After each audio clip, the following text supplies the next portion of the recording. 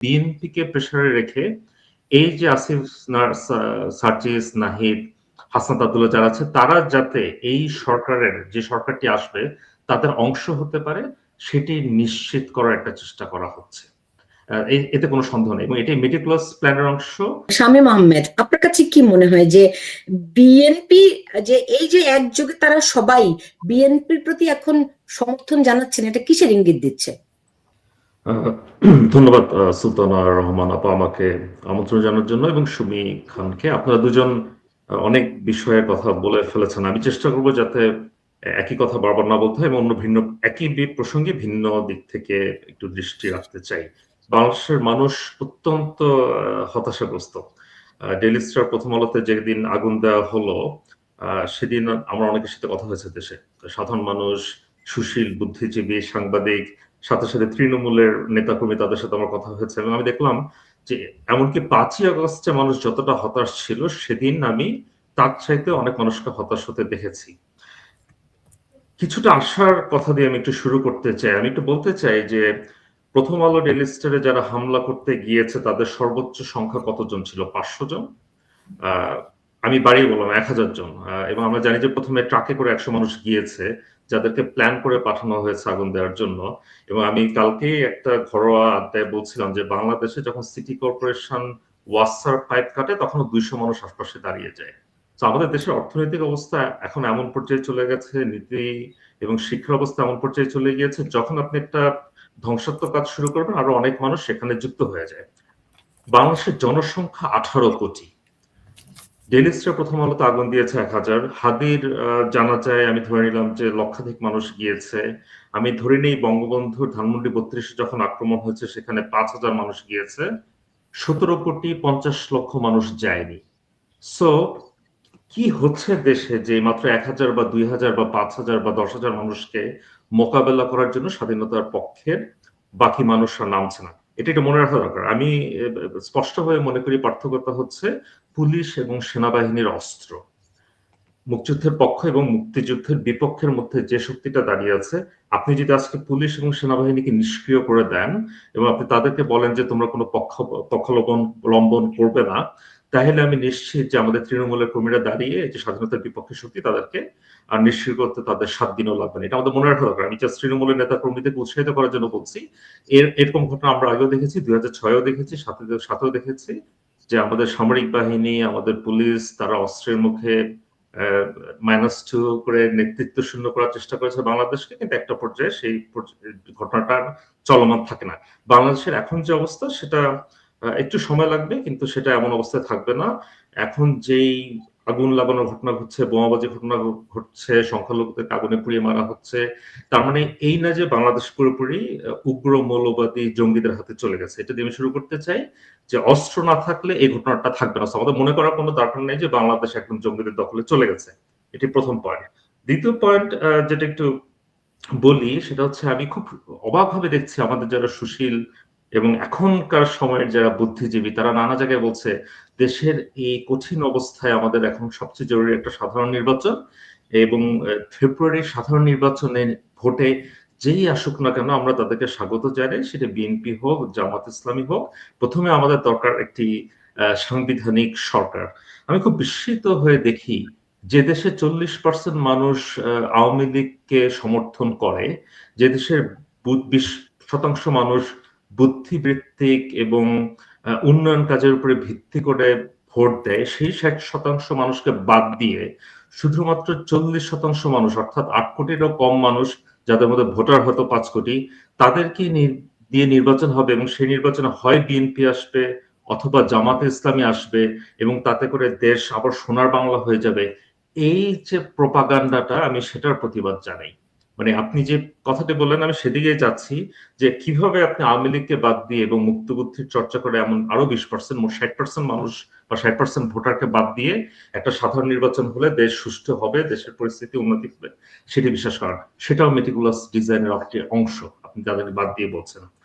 3 হচ্ছে যে কথাটি সূত্রপাত সুলতান আপা আপনি করেছেন সেটা হচ্ছে ডেইলি স্টার এবং প্রথম আলোতে আগুন না লাগিয়ে, আমি জাস্ট কথার কথা বলছি, আজকে যদি আগুনটা লাগানো হতো জনকণ্ঠ ভবনে, আপনার কি মনে হয় সারা দেশে আমরা যাদেরকে বুদ্ধিজীবী সমাজ বলি সেখানে এত আলোড়ন হতো? বা সেখানে সাংবাদিকরা ছাদে দাঁড়িয়ে আছে তাদেরকে বাঁচানোর জন্য হেলিকপ্টার পাঠানো, বা সেনাবাহিনী যে জামাত শিবির বা উগ্র মৌলবাদীদের কাছে অনুনয় বিনয় করতে, আমাকে দয়া করে 20 মিনিটের জন্য ঢুকতে দেন, আমি অমুক ব্যক্তিকে বাঁচিয়ে নিয়ে এসে তারপর আপনারা ধ্বংস করেন, এই ঘটনাটি প্রথম আলো এবং ডেইলি স্টার ছাড়া বাংলাদেশের আর কোনো মিডিয়া হাউস কি ঘটতো কিনা, এই প্রশ্নটি আমাদের করা অত্যন্ত জরুরি।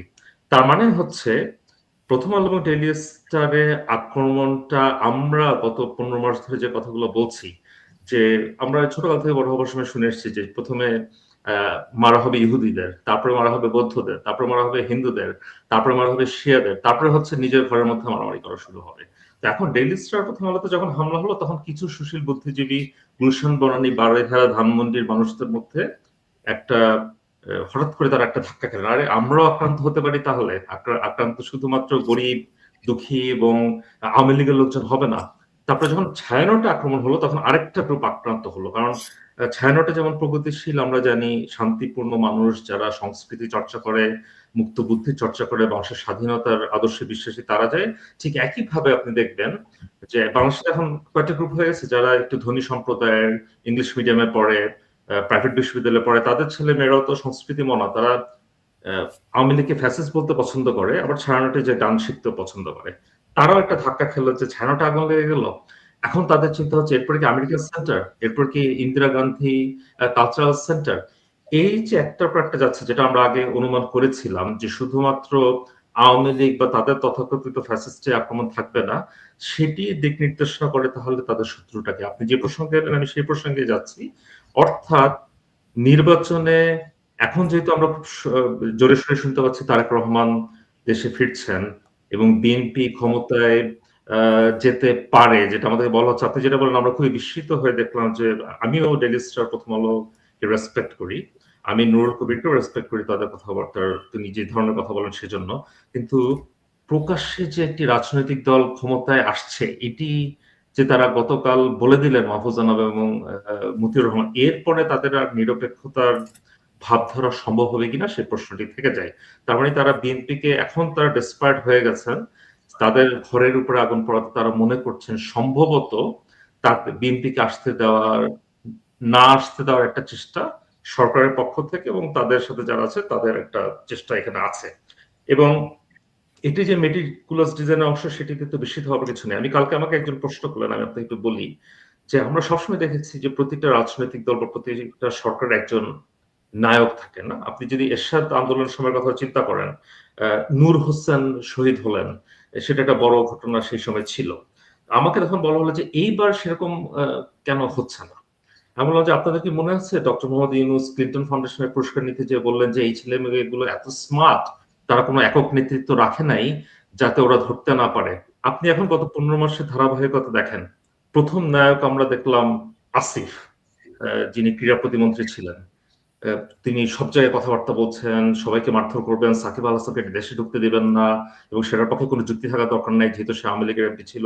তারপরে আমরা দেখলাম নাহিদ অনেক কথাবার্তা বলছেন, তারপরে আমরা দেখলাম মাহফুজ মেটিকুলাস প্ল্যানের মূল ব্যক্তি হিসেবে আসলেন, আমরা দেখলাম আবু সাইদকে নিয়ে অনেকদিন কথা হলো, আমরা দেখলাম মুগ্ধকে নিয়ে কিছুদিন কথা হলো, আমরা এখন দেখছি হাদিকে নিয়ে কথা হচ্ছে। আমি নিশ্চয়তা দিয়ে বলতে পারি 2 মাসের মধ্যে আপনি আরেকটা নাম শুনবেন যার কথা আমরা আগে শুনি নাই, হঠাৎ করে তিনি নেতা হিসেবে আবির্ভূত হবেন। সেটা যে মেটিকুলাস ডিজাইনের অংশটাতে বিস্মিত হবার কিছু নেই। আরেকটা গুরুত্বপূর্ণ অংশ হচ্ছে, যে দেশের রাস্তায় জয় বাংলা স্লোগান দিলে মুহূর্তের মধ্যে পুলিশ আর্মি এসে তাকে গ্রেফতার করে নিয়ে যেতে পারে, সেই সক্ষমতা তাদের আছে, সেখানে হাদির মতো একটা পরিচিত মুখ যে এতদিন ধরে বর্তমান উগ্র মৌলবাদী সরকারকে প্রতিনিধিত্ব করছিল, তাকে দিনে দুপুরে হত্যা করা হলো, 100টা ভিডিও ক্যামেরা ফুটেজ আমরা দেখেছি, তাকে ধরতে এত কষ্ট হচ্ছে কিভাবে? জয় বাংলা স্লোগান দিলে তাকে অ্যারেস্ট করতে কোনো সমস্যা হয় না, অথচ একজন পরিচিত মুখকে হত্যা করে চলে যাওয়ার পরে, এবং তাকে হত্যা করা হলো কখন?